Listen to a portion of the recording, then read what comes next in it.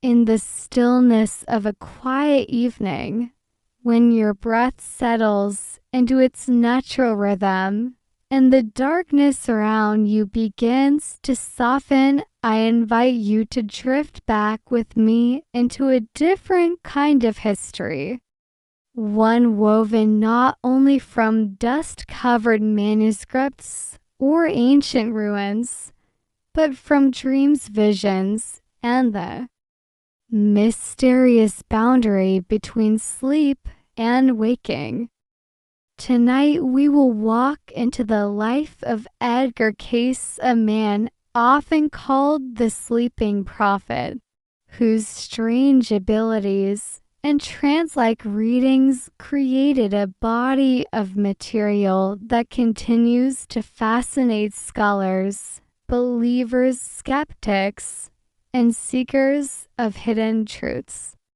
Let your mind ease, let your shoulders become heavy, and let the story unfold at a gentle pace, like the slow turn of pages in an old forgotten book. Edgar Cayce was born in 1877 in the quiet fields of Kentucky, a place of rolling farms and misty mornings, where the world moved slowly and traditions lingered. From early childhood, he was described as gentle, sensitive, and strangely intuitive, though no one, not even his family, understood the unusual path his life would one day take. He grew up reading the Bible, working on the farm, and living a simple life, but there were subtle hints even in his youth-fleeting visions. Moments of unusual insight that suggested something deeper within him. As he entered adulthood, nothing seemed extraordinary. He became a photographer's assistant, opened a studio, and lived quietly. But one day, after a sudden illness left him unable to speak, everything changed.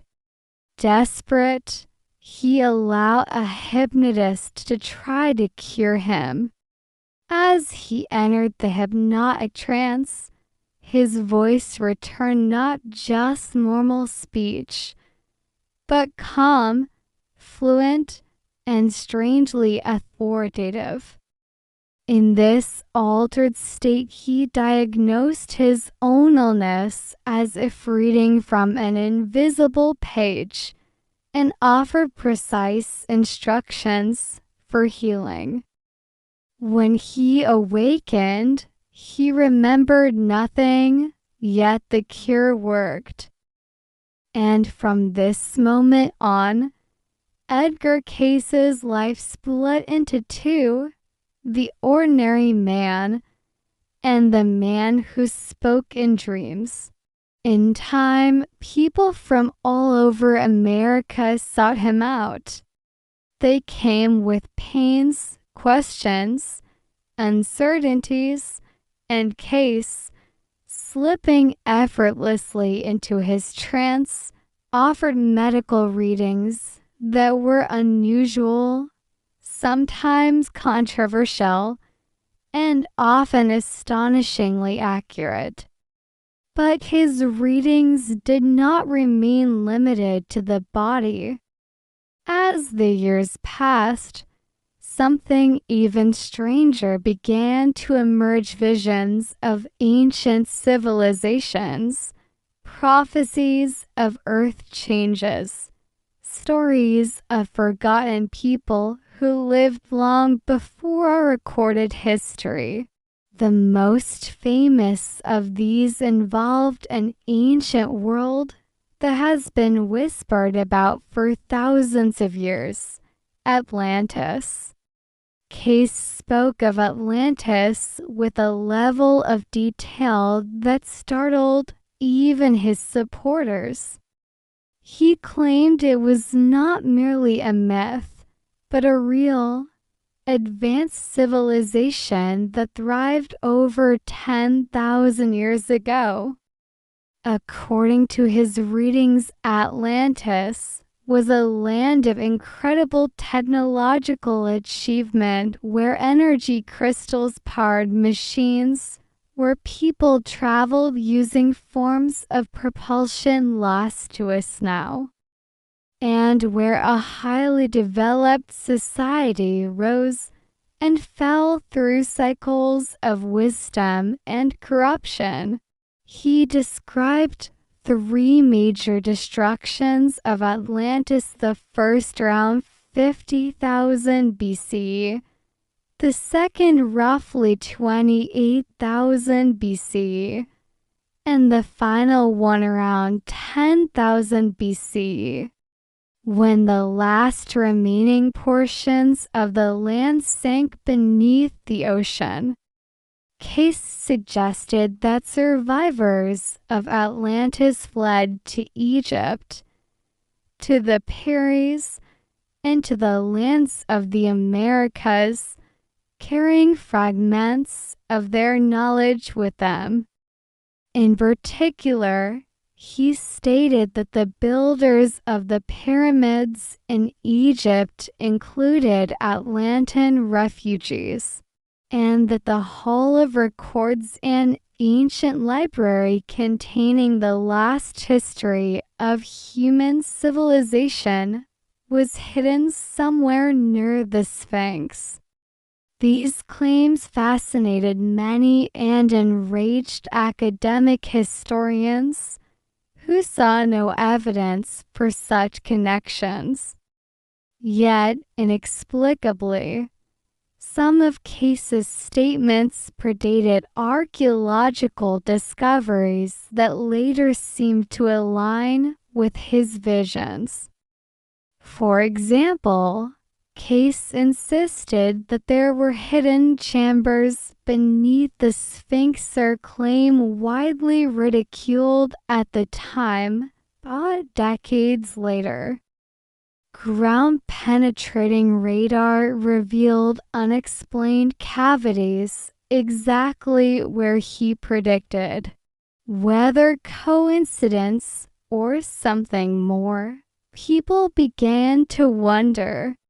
In his gentle trance voice, Cayce spoke not only of grand civilizations, but of souls, reincarnation, and the long journey of human beings across lifetimes. He claimed that many people alive in his own era had once lived in Atlantis, Egypt, Persia, or even as early Christians. His readings blended spiritual teachings with historical imagery, describing how souls learned, struggled, and grew through countless incarnations. For those suffering or lost, his words offered comfort that life had purpose, that struggles had meaning, that the soul was timeless. Yet Cayce's readings did not always bring reassurance. Among his most dramatic visions were his prophecies of Earth changes, dramatic shifts in climate, volcanic activity, and rising seas. He spoke of coastlines altering, new lands appearing, and old ones disappearing. Some interpreted these predictions metaphorically as symbols of spiritual transformation, while others believed they were literal warnings. Regardless, Cayce himself remained humble. He never claimed to understand the source of his visions. When awake, He insisted he was just an ordinary man with ordinary beliefs. He disliked attention, lived modestly, and often wished he could return to a quiet life. But requests for readings poured in. By the end of his life, he had given over 14,000 trance readings, all recorded by stenographers, creating one of the largest psychic archives in history. During his lifetime, researchers, journalists, doctors, and skeptics visited him. Some left convinced, others unconvinced, but nearly all left bewildered. His accuracy in medical readings was frequently documented, sometimes confirmed by physicians. Yet his historical and prophetic readings remain difficult to categorize, part mythology, part spiritual teaching, part speculation, and part mystery. One of the more intriguing aspects of his ancient world readings involve Egypt's Old Kingdom.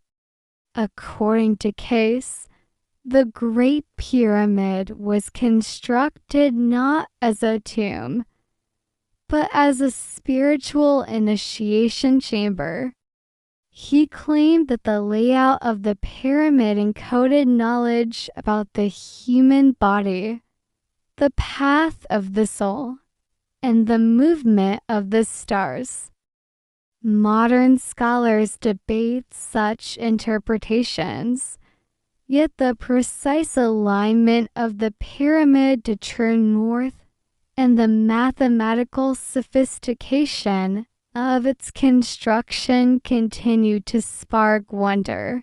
Cayce also described a forgotten sect in Egypt known as the Temple of Sacrifice and the Temple of Beauty, places where spiritual transformation and healing were taught. He said many souls reincarnated in the modern era were once priests or students in these ancient temples, seeking to resolve old karmic lessons.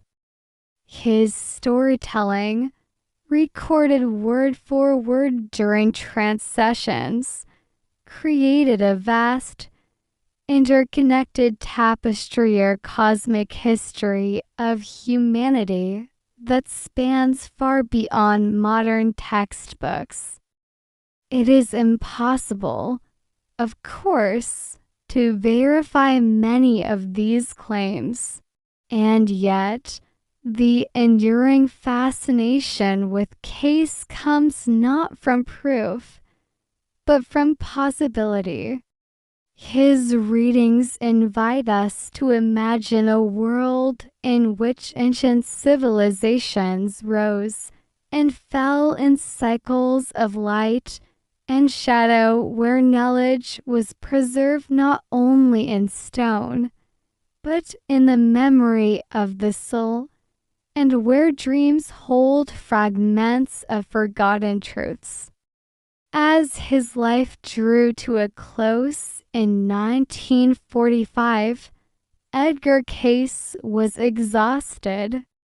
The warriors had been difficult, and he had pushed himself beyond his strength, giving more readings than his body could handle. His final months were quiet, filled with reflection. On January 3rd, he passed away, yet his legacy lived on. Today, the Association for Research and Enlightenment in Virginia Beach preserves his readings, studies his predictions, and continues to explore the intersections of spirituality, healing, and ancient history. Whether one believes Cayce was a prophet, a dreamer, a healer, or simply a man with an unusual gift, one truth remains: his work touched countless lives. And in our busy modern world, his gentle voice speaking from the borderlands of sleep still echoes with a soft invitation to look deeper, to listen closely, and to remember that the world we know may be only a small part of a much greater story. As you breathe softly now, letting the rhythm guide you toward rest, imagine the ancient halls he described, the silent temples beneath stars long vanished, and the civilizations whose memories may linger in forgotten sands. Let the story settle like dust in a sunbeam, quiet and warm.